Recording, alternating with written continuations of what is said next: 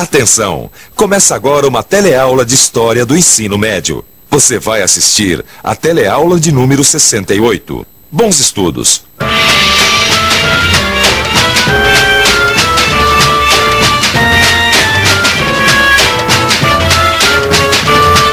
Na teleaula passada, a gente viu que o governo de Jânio Quadros terminou rapidamente com uma renúncia que dividiu a sociedade brasileira. Você deve se lembrar que a solução para o impasse criado pela renúncia foi o parlamentarismo. Na teleaula de hoje, a gente vai ver como funcionou o regime parlamentarista no seu curto tempo de existência. A gente vai ver ainda que a implantação do parlamentarismo e as tentativas de superar a crise política não foram suficientes para impedir a crescente radicalização dos grupos políticos e sociais. E que essa radicalização acabou levando à derrubada do governo de João Goulart em 1964.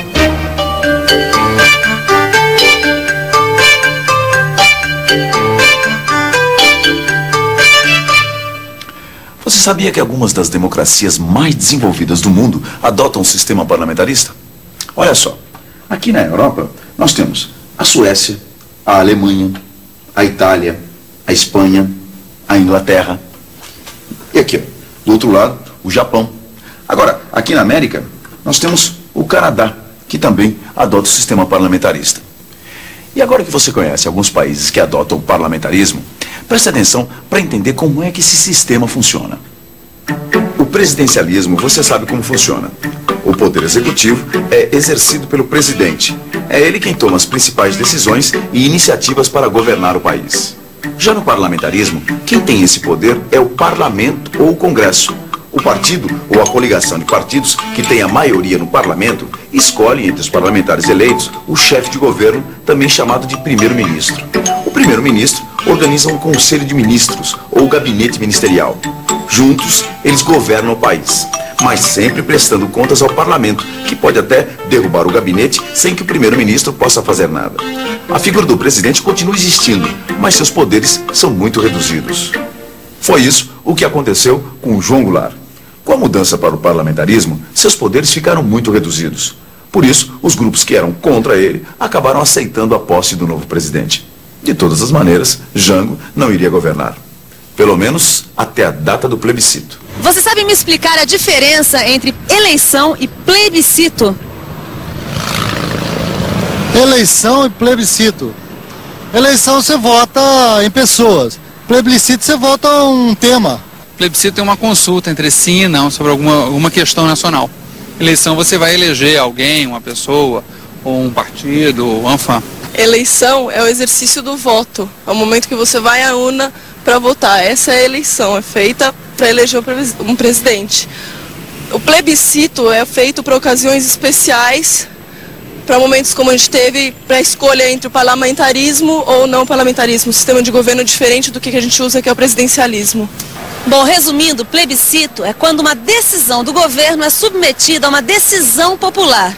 Uma mesma emenda constitucional que previu a mudança do sistema do governo do Brasil para parlamentarismo, na época de Jânio Quadros, previa também a realização de um plebiscito, para que o eleitorado pudesse decidir se o sistema parlamentar deveria ser mantido ou se deveríamos voltar ao presidencialismo. O parlamentarismo durou apenas 14 meses. Nesse curto período, o novo sistema de governo teve 3 gabinetes ministeriais diferentes. E a medida mais importante implementada durante o parlamentarismo foi a antecipação da data do plebiscito, marcado para janeiro de 1963. Os setores que tinham defendido a posse de Jango novamente se mobilizaram em uma intensa campanha nacional pelo não ao parlamentarismo. No final, venceu a volta ao presidencialismo por uma esmagadora margem de votos. Quase 9,5 milhões de eleitores disseram não ao parlamentarismo e só cerca de 2 milhões disseram sim. O Brasil voltou então ao sistema presidencialista, ou seja, o presidente da República voltava a ter os poderes que havia perdido. E foi com esses poderes que Jango lançou as primeiras medidas para enfrentar os sérios problemas econômicos e sociais que o Brasil vivia. Na verdade, enquanto durou o parlamentarismo, o governo tinha estado praticamente paralisado. A inflação havia aumentado brutalmente, enquanto a taxa de crescimento econômico tinha caído significativamente. Para atacar de frente esses problemas, o governo lançou o Plano Trienal de Desenvolvimento Econômico e Social. O economista Celso Furtado, que ocupava o cargo de ministro extraordinário do Planejamento, era o autor do plano. Os objetivos eram simples, mas difíceis de conciliar: baixar a inflação e aumentar o crescimento. Para controlar a inflação, o governo queria reduzir os gastos públicos, conter o crédito ao setor privado e renegociar a dívida externa. Mas o fato é que nem o governo norte-americano, nem o FMI e nem os credores internacionais estavam convencidos da viabilidade do plano trienal. Eles prometeram muito dinheiro, mas liberaram só um pouco. E logo, o governo acabou tomando medidas que comprometiam os objetivos do plano. Deu um aumento aos funcionários públicos, que era maior do que o previsto, e relaxou o controle sobre os empréstimos bancários aos empresários. Nem os empresários, nem os sindicatos dos trabalhadores viam com bons olhos o plano trienal. Todos achavam que o país entraria em recessão. Quer dizer, o ritmo das atividades econômicas corria o risco de diminuir. E com isso, haveria uma queda da produção industrial, aumento do desemprego, redução dos salários e queda no consumo. E foi isso mesmo que aconteceu. Em 1963, o crescimento econômico chegou ao nível mais baixo desde o início da Segunda Guerra Mundial. E a inflação continuava crescendo. Outra medida importante foi o compromisso assumido com a realização das chamadas reformas de base. O objetivo dessas reformas era ampliar a participação dos trabalhadores na vida política e cultural, melhorar a distribuição da terra e da renda e eliminar obstáculos ao desenvolvimento econômico do país. Você acha que melhorar a distribuição de renda e de terra é uma coisa que vai contra o capitalismo? Acho que não. Acho que é contra. Você acha que melhorar a distribuição de renda e de terra é uma coisa que vai contra o capitalismo? De jeito nenhum. Acho que vai favoravelmente ao capitalismo, porque o retorno é imediato. Olha, eu acho que pode ir tanto contra quanto a favor, depende do seu ponto de vista. Ô Vicente, você acha que distribuir terras e rendas é contra o capitalismo? Eu não acho, não. Não, eu também não acho. Aliás, eu acho que o que o Jango queria era exatamente o contrário. Era melhorar o desenvolvimento capitalista do Brasil, né?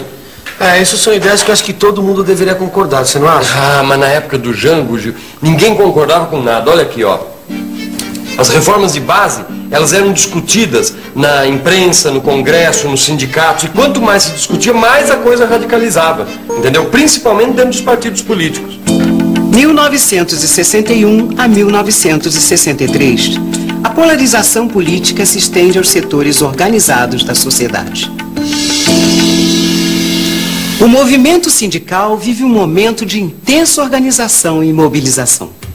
Entre 1961 e 1963, ocorrem mais de 400 greves.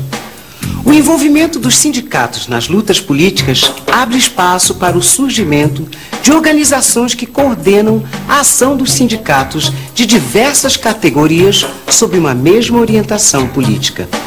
Surge o Comando Geral de Greve, que pouco depois se transforma no Comando Geral dos Trabalhadores, o CGT. Apesar de ser ilegal, o CGT comanda 2 greves gerais de caráter político. Os trabalhadores do campo também se organizam, representado pelas ligas camponesas. É fundada a CONTAG, Confederação Nacional dos Trabalhadores na Agricultura. A CONTAG se filia ao CGT e começa a defender a reforma agrária radical. Os estudantes também se mobilizam em todo o país, representados pela União Nacional dos Estudantes, a UNE. Eles saem em defesa das reformas de base, principalmente da reforma universitária. Ao mesmo tempo, os grupos sociais que são contra as reformas de base também começam a se organizar. Surgem também organismos como o IBAD e o IPES, que reúnem empresários, tecnocratas, professores universitários, jornalistas, economistas e profissionais liberais. Eles defendem a economia de mercado e fazem propaganda política junto aos empresários, às Forças Armadas, à Igreja, ao Congresso e aos sindicatos. Nossa, Vicente, quantas siglas, quantos grupos, hein? Isso aqui é só o começo. Dá uma olhada nessa imagem aqui, quer ver? O que é isso, Vicente? Militares radicais? Exatamente.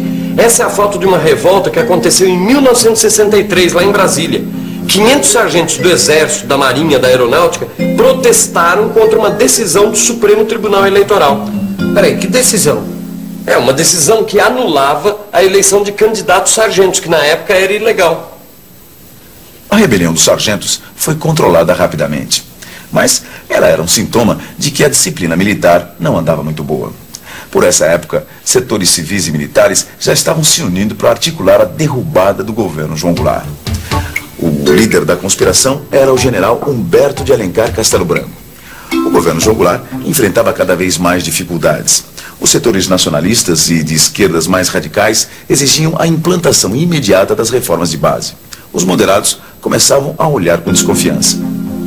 Em 13 de março de 1964, que aliás era uma sexta-feira, 250 mil pessoas se reuniram diante da estação ferroviária da Central do Brasil, no centro do Rio de Janeiro.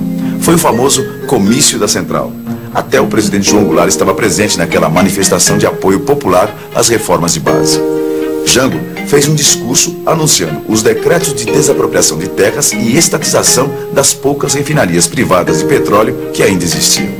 Jango também prometeu enviar para o Congresso um projeto de reformas, decretando o tabelamento de aluguéis e o controle de preços. Nossa, Vicente, isso aí deve ter deixado muita gente de cabelo em pé. Ah, e como? Você nunca ouviu falar da Marcha da Família com Deus e pela Liberdade? Olha aqui, ó. 500 mil pessoas fizeram uma passeata em São Paulo para protestar contra o governo de Jango. Agora, quem é essa gente toda? Ah, era basicamente gente da classe média. Quem organizou a marcha foram os movimentos femininos e tiveram apoio do governo de São Paulo, de setores da igreja, da Fiesp e da sociedade rural brasileira. Nossa, só faltavam os militares, Vicente. Nem isso, eles já estavam chegando. 31 de março de 1964. Depois de mais uma rebelião militar, tropas vindas de Minas Gerais começam a se movimentar em direção ao Rio de Janeiro. Em todo o país, diversas outras forças militares apoiam o golpe de Estado. O presidente se recusa a estimular qualquer resistência armada ou civil, dizendo que quer evitar o derramamento do sangue inocente. Jango aceita sua deposição e vai para o exílio no Uruguai. Em poucos dias, o Congresso declara vaga a presidência da República. O deputado Ranieri Mazzilli é empossado como novo presidente. E dessa maneira, acaba a experiência democrática brasileira iniciada em 1945. E também acaba por aqui a nossa teleaula de hoje. Por enquanto, você fica com a revisão. E atenção, se liga aí, que é hora da revisão. Na teleaula de hoje, você viu como o governo de João Goulart foi marcado pela polarização que dividia toda a sociedade brasileira. Você viu também como a mobilização a favor e contra as reformas de base foi tomando rumos cada vez mais radicais.